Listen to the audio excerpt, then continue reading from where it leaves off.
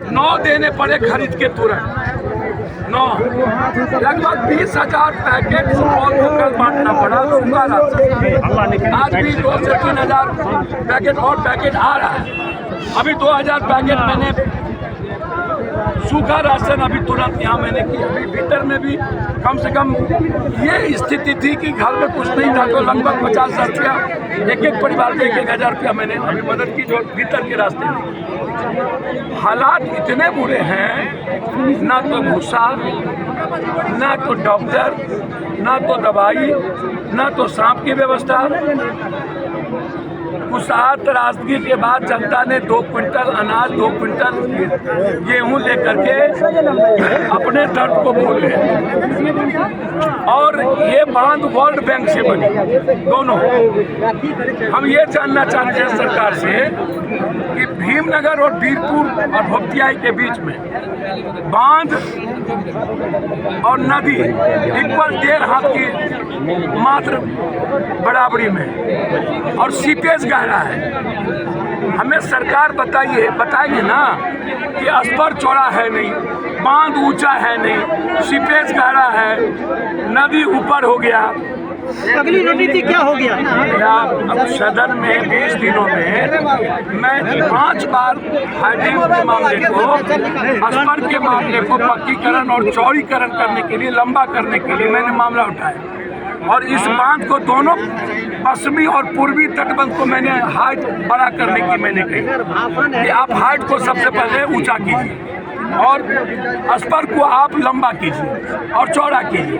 जब तक आप अस्पर को लंबा चौड़ा नहीं करेंगे और बांध को ऊपर नहीं करेंगे और एक गाइड बांध आप नहीं देंगे तब तक आप बांध को नहीं बचा सकते, आदमी नहीं बचा सकते। एक दूसरी चीज, भीमनगर बैरेज पर अब इतना गाद जम चुका है कि वहाँ परले होना तय है। इसलिए भीमनगर बैरेज को या तो नवीनीकरण करिए, या तो चौड़ीकरण करिए, या तो नया बैरेज बनाइए, तभी आप कोसी सीमांचल मिथिलांचल को बचा सकते हैं। यदि नया बैरेज नहीं बना और जिस तरीके से गाद जम गया है, 2.5 लाख क्यूब पानी लेने की क्षमता कोसी की नहीं रही और गंगा उफान पे रहता है, गंगा पहले से भरा हुआ रहता है क्योंकि फरक्का के भीतर गंगा ऊंची हो गई है। तो अब आप हमको बताइए कैसे बचाइएगा। एक दूसरी चीज, जनता का अधिकार है सरकार के पैसे का। आप अभी तक बाढ़ क्षेत्र घोषित क्यों नहीं किए? तीसरी चीज, जब कुसा में ही फसल क्षतिपूर्ति नहीं मिली, जानवर क्षतिपूर्ति नहीं मिली, रिहेबिलिटेशन का काम नहीं हुआ, घर क्षतिपूर्ति नहीं मिली, तो फिर क्या खाना पूर्ति करेंगे ये? अब आप जनरेटर की व्यवस्था जानिए, मुझे करना पड़ा रात भर जनरेटर, कम से कम 10 से 15 लाख रुपया हमने हाथ से बांटा रात में सुपौल में, हर चौक पे, हर परिवार के बीच, हर परिवार के बीच। सरकार, मेरा पैसा गरीब का है लेकिन सरकार पर तो जनता का पैसा है। और योजिका कंपनी हो या जो जितनी कंपनी, चीफ इंजीनियर जो 40 साल के अंदर है उसकी आप जांच करिए। योजिका कंपनी है, जो कंपनी यहाँ काम किया उसकी पूरी जांच करिए और जांच करके दूसरी चीज, यहाँ की जो सीओ है या इस इलाके का जो पदाधिकारी है वो औपचारिकता अभी तक कोई सूखा राशन कहीं नहीं दिया। केदली की वही स्थिति है, इस्टोला की वही स्थिति है, घर लगभग टूट गए हैं। इस साइड का घर रहने के लिए नहीं है, एक भी घर नहीं है, एक भी फसल नहीं है, एक भी कपड़े नहीं है। कम्युनिटी किचन आप बैठो खोले, कितने दिन के बाद खोले और कितना दिन में आप बंद कर दीजिए। और सीओ से कहा जाता है तो सीओ किसी चीज को रिस्पॉन्स नहीं लेती है। बिजली अभी 5 दिनों से बहाल नहीं हुआ, अभी हमको बात करनी पड़ी बिजली बहाल करने की। ये हवाई सर्वे करने से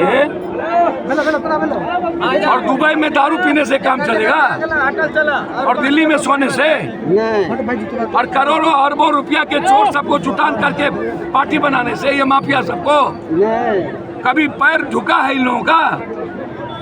कभी बाप दादे ने पैर देखा है? एक घुटना भर पानी में गए हैं? कभी जनता का दर्द देखा है? ये तो जनता इतनी बेचारी है कि जिसका हाल ये कर दिया है। हाँ ये पैसा के बदौलत एक बात कहे आप चैनल पर दिखते हैं, जनता को दिखाइए ना भाई। जमालपुर की क्या स्थिति है भाई? कुशेश्वर स्थान की क्या स्थिति है भाई? मुजफ्फरपुर की क्या स्थिति है? शिवहर सीतामढ़ी की क्या स्थिति है? ऐसे लोग, ये गरीब लोगों की जिंदगी आप कभी देखे हैं? सर, प्रधानमंत्री, मुख्यमंत्री जी और हम विपक्ष के सभी नेताओं से जानना चाहें, वो 100 हेलीकॉप्टर चुनाव में जो घूमते हैं वो कहाँ हैं? और उस वक्त जो आप पैसा देके वोट लेते हैं वो कहाँ हैं? और उस वक्त जो आप मार्केटिंग करते हैं सोशल मीडिया पर वो पैसा कहाँ है? आज कोई हेलीकॉप्टर नहीं मिला, आज पैसे नहीं मिले। 60 लाख का एक टेंट लगा करके सोना और मेडिटेन मशीन डिब्बा में एसी में सोना जनता दर्शन है। अरे जाइए ना उनके कैंप में, खाइए, बैठिए, सुतिए, भागिए नहीं। आपकी ओर से अभी क्या राहत दी गई है भैया? मैंने कहा ना, जितना इनको चाहिए हमने कह दिया अपने नेता से, जितना सूखा राशन चाहिए पप्पू यादव की तरफ से चलेगा, आप बेफिक्र है, उसमें कोई कभी नहीं। अभी पर टूटा, वो तो मस्जिद नहीं होता तो वो कोई नहीं बचता, वो तो मस्जिद में टाको